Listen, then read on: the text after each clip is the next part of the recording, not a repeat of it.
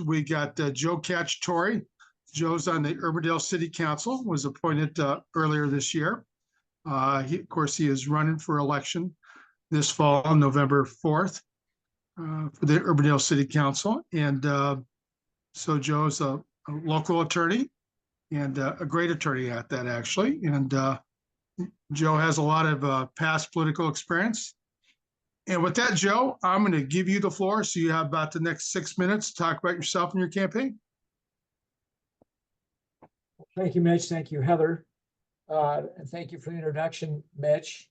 As you indicated, I'm an attorney. I've been in private practice as a civil trial attorney for, gosh, about 33 years, 32 years.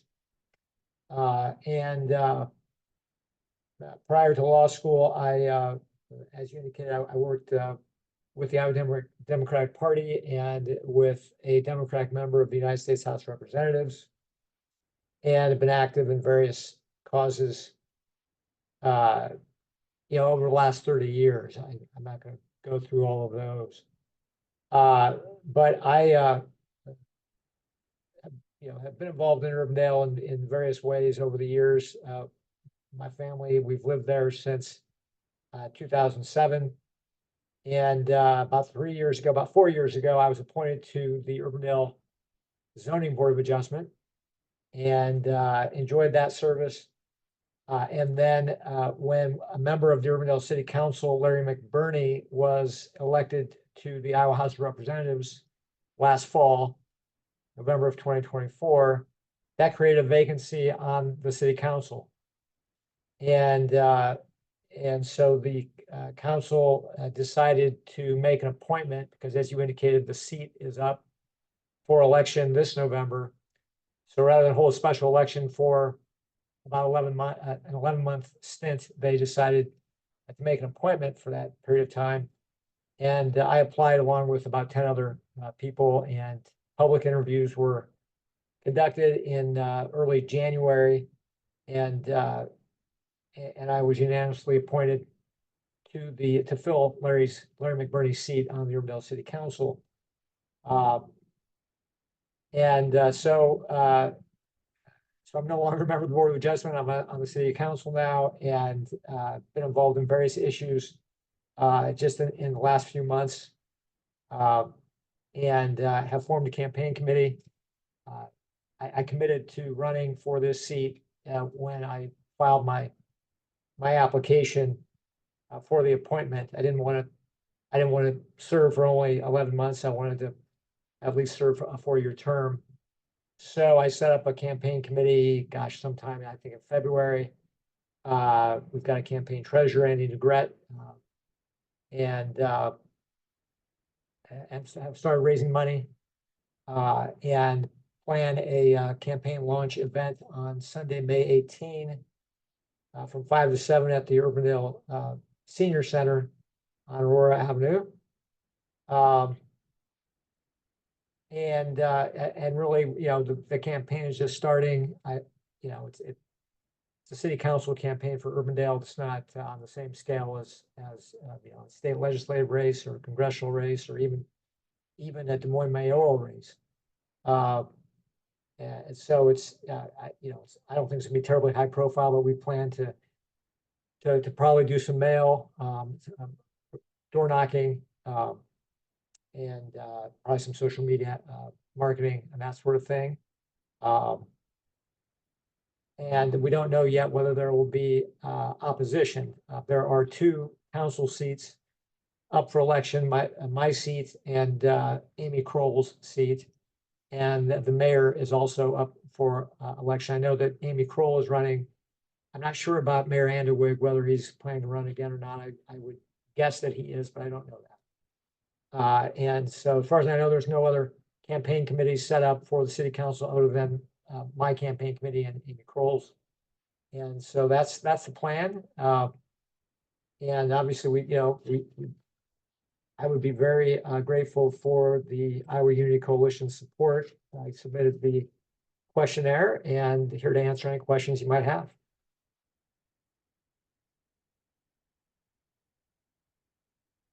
Mitch, Mitch, you are muted.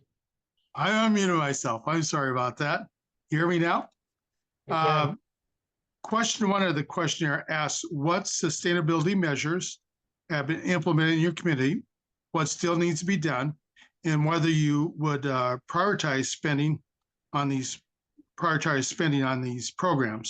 Your answer highlighted some of the components of sustainability in Urbandale Action Plan, both present and future. But please now elaborate how you would prioritize spending on sustainability measures.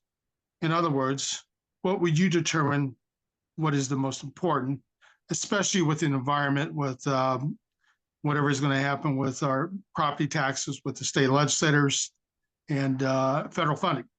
So there's your question one. Well, I mean, I think you can look at our budget that we recently passed and see that, we've prioritized some of these measures. I just don't see any real changes taking place. We're going to have to see what happens with the property tax bill in the legislature. But we've got a Sustainable Urbandale Action Plan, and it addresses several elements. I guess one of the easiest elements to talk about would be stormwater mitigation efforts. We are actually, I think, one of the few cities anywhere where we are offering a $3,500 payment to any resident who wants to hook up their sump system to the, we're installing a new stormwater infrastructure in the older parts of Urbandale. And in many of those places, people have hooked up their sump pump systems to the sanitary sewer, which really can't handle it. This results in flooding in some areas, including in my own neighborhood just to the east of me on Roseland Drive. And Roseland is going to be experiencing kind of a major overhaul in the next year or so. It's going to be torn up quite a bit, but there's new infrastructure that's going in there, and the city will reimburse residents up to $3,500 to hook up to the storm sewer system to mitigate flooding. I think that counts as sustainability. I think it shows that we're willing to put our money where our mouth is. I've been trying to find any other community that's offering that kind of incentive. I don't find it. On the flip side, we are disincentivizing folks not to do that, so that there will be potentially the sanitary sewer district will charge an extra fee for anyone, monthly fee for anyone who doesn't do that. And I advocate for hardship waivers for folks that might cause a hardship for. And at the end of the day, it'll be the sanitary sewers, sanitary districts call. That's the easiest one for me to talk about. We're having our sustainability fair is actually happening Thursday on the campus there where the Urbandale Public Library and City Hall are. We have various vendors there to talk about climate-friendly practices that people can practice in their own homes and on their own properties. So I mean, the short answer is I don't think we're going to sacrifice any of that. I can't say that I can't say I'm 100% sure. I don't know what the numbers are going to look like. But I don't see that as an area where we would be cutting back. One of the things that is happening that you might know about is many of the communities in the metro have renegotiated their share of Bravo funding. I support Bravo funding for the arts, but our share of the hotel motel tax, our percentage, I think right now is 28.6%, and we're going to lower that to 25%, and that's going to free up some hotel motel tax money that we can allocate in other places so that we don't have to make a lot of cuts. So, we're looking at various things like that to try to manage the budget so that we don't have to cut things like sustainability. Well, thank you, Joe. Second and last question. Question 3 of the questionnaire asks how your city addresses homelessness without punishing those who are homeless, and what services or programs you would support, both short and long term. You began your answer by stating that you strongly oppose criminalizing homelessness, like what's happened in Des Moines here recently. You then went on to outline the activities of the city's Human Service Committee, made up of local residents. Does the city's staff, is there city staff that's dedicated specifically to the homeless issue? And if not, why not? I don't know that I can answer that. I wouldn't say anyone is specifically dedicated to homelessness. I mean, I think there are a variety of departments that come into play here. By the way, one of the things I really would want to talk to you about, if I can, is the new Urbandale Food Pantry has space that we're committing to things like career services and workforce development. And that facility serves, population of folks who are having a hard time with food insecurity.